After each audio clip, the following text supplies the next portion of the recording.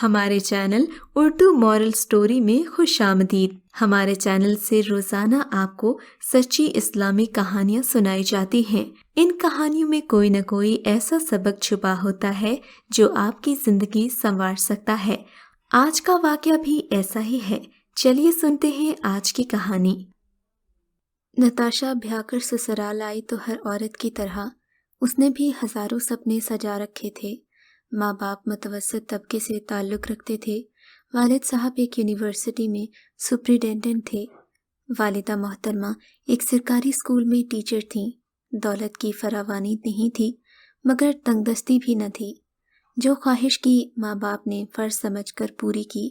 اچھی طرح پالا پوسا، پڑھایا لکھایا اور پوری کوشش کی کہ اچھی تربیت کر سکیں۔ محمد عاقل نتاشا کا شوہر تھا۔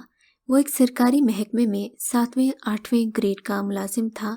اس کی آمدنی کم تھی، اوپر سے تازہ شادی کے بھاری اخراجات کا بوجھ سر پر تھا۔ دنیا والوں سے مجبور ہو کر ہوٹل میں ایک شاندار ولیمہ تو کر لیا، مگر اب شادی کے سنہرے دن صبح شام حساب کتاب میں بدمزہ ہو گئے تھے۔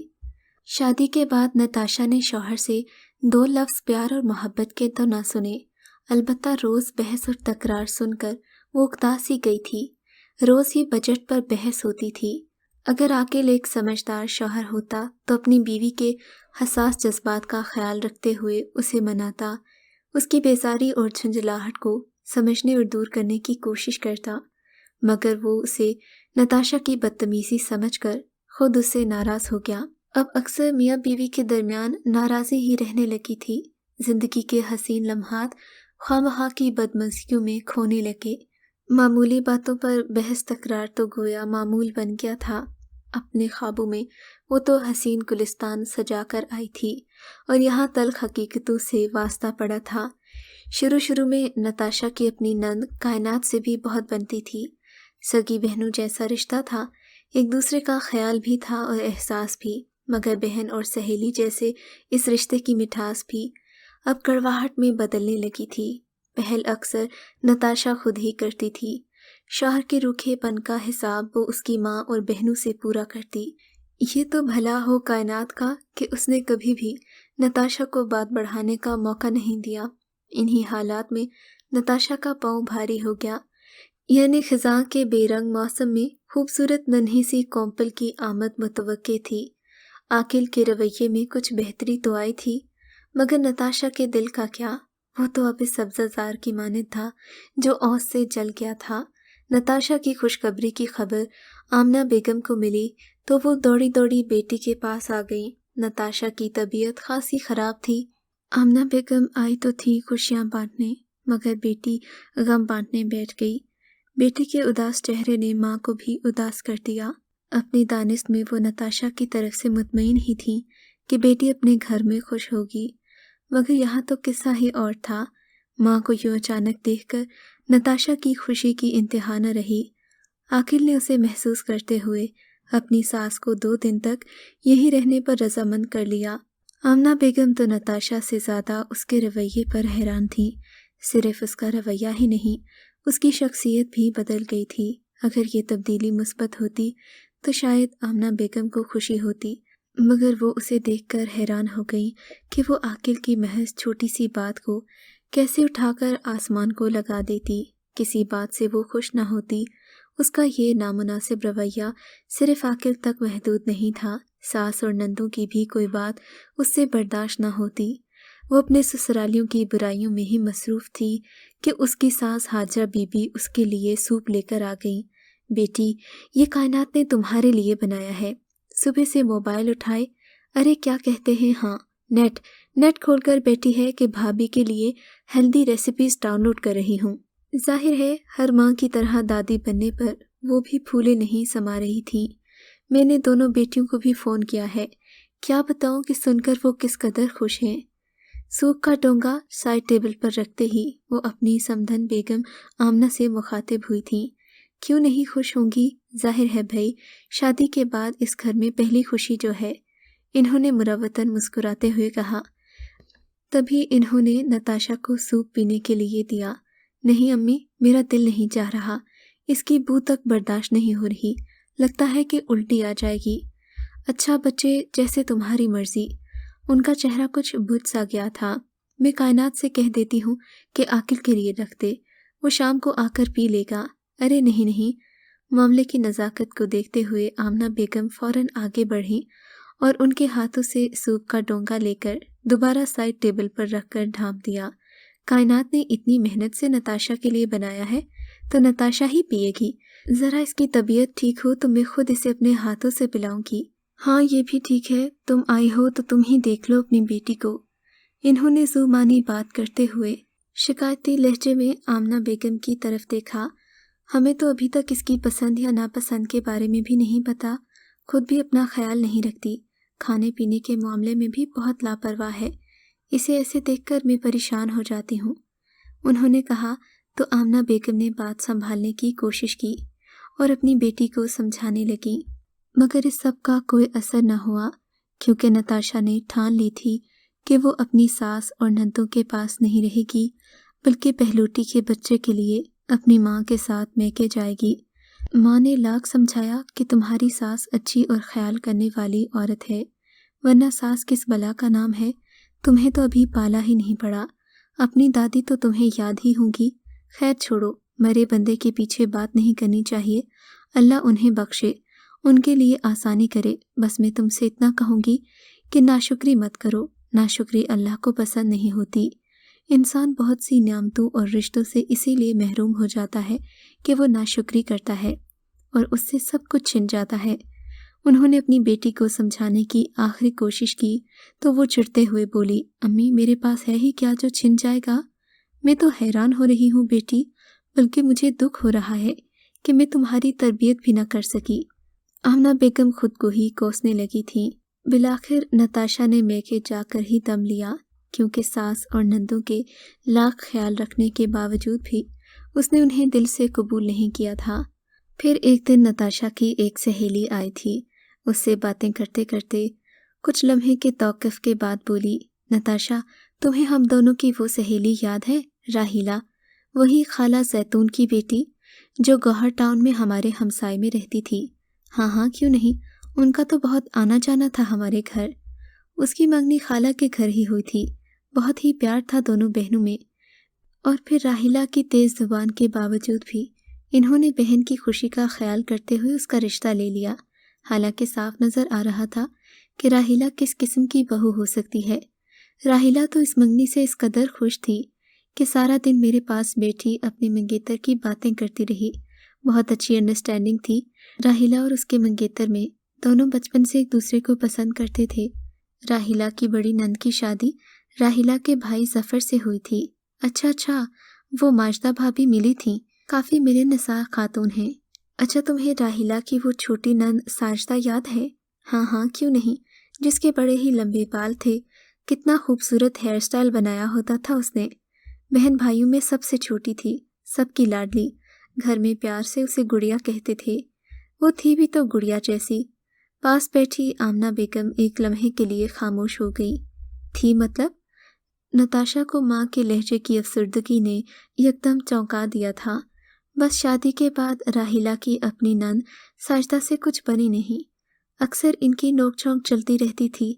ساجدہ تینوں بھائیوں میں سب سے چھوٹی تھی، سارے بھائی پیار کرتے تھے، اکثر ہی راحیلہ کا شوہر بھی اپنی ہی بہن کی طرفداری کرتا۔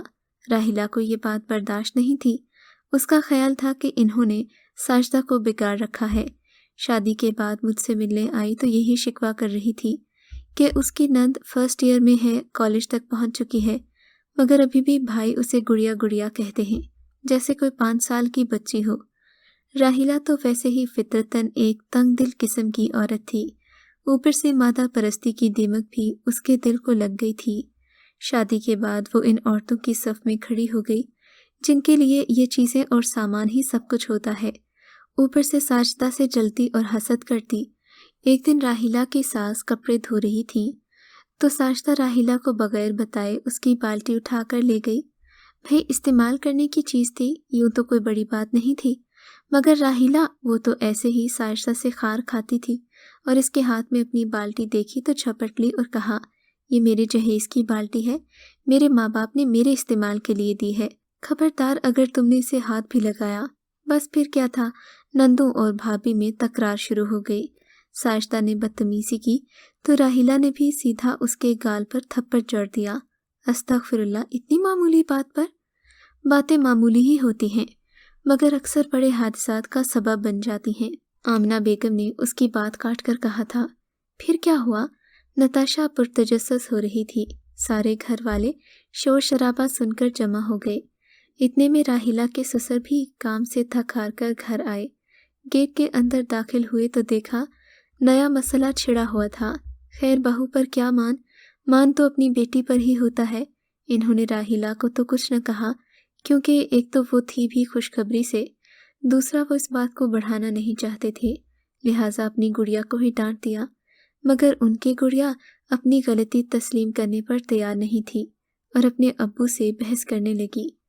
वासिफ साहब जो पहले ही काम से थके हारे बैठे थे, इन्होंने इसे खामोश कराने के लिए एक चपेट उसके सर पर दे मारी।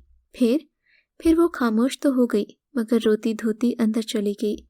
वासिफ साहब ने सोचा होगा बाद में मना लेंगे, मगर साजिदा, जिसे घर में किसी ने गुस्से से देखा तक नहीं था, एक अपनी भाभी की चपेट और दूसरा बाप का थप्पड़, उस वक्त उसके दिल पर क्या गुजरी ये वही जानती होगी।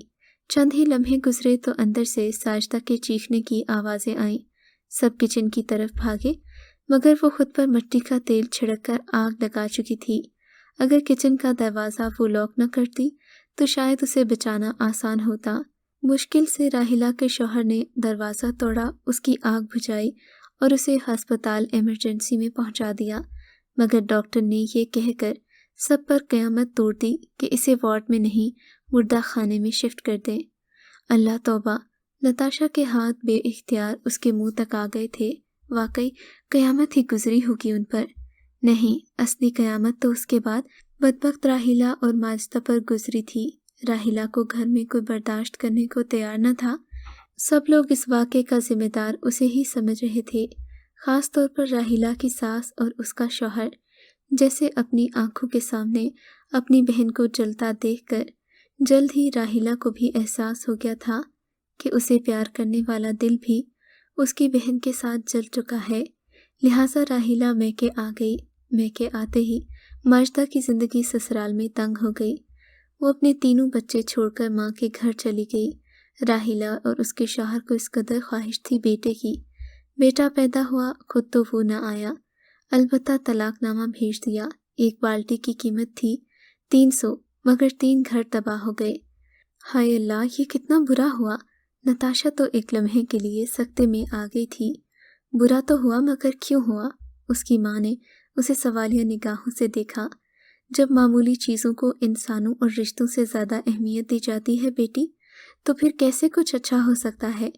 वो चंद लम्हों के लिए खामोश हो गई थी। बेवकूफ़ इंसान पहले गलती करता है और फिर सीखता है, मगर अक्लमंद दूसरों की गलती से सीख लेता है। मैं अक्सर सोचती हूँ, चीज़ें कीमती होती हैं या रिश्ते? इंसान से कीमती क्या चीज़ होती है? मुझे अफसोस होता है उन औरतों पर जो चीज़ों को संभालती हैं मगर रिश्तों को खो देती हैं। क्या तुम्हें ये देखकर अफसोस नहीं होता? आमिना बेगम ये सवाल और चाय छोड़कर अंदर चली गई और नताशा बस बुत बनी चाय की प्याली को देखती रह गई। उसकी माँ वाकई अच्छी, माहिर और काबिल उस्ताद थी। वक्त की नज़ाकत समझते हुए इंतहाई बरवक्त इन्होंने सच्चाई का आईना अपनी बेटी के सामने रखा था और फिर वो गहरी सोच में गुम हो गई। एक हफ्ते के बाद जब नताशा ससुराल लौटी तो उसकी सेहत और मिजाज में मुस्बत तब्दीली ने सभी को हैरान कर दिया। जिन छोटी छोटी बातों पर वो घर सर पर उठा लेती थी, जानबूझकर नज़रअंदाज करना शुरू कर दी।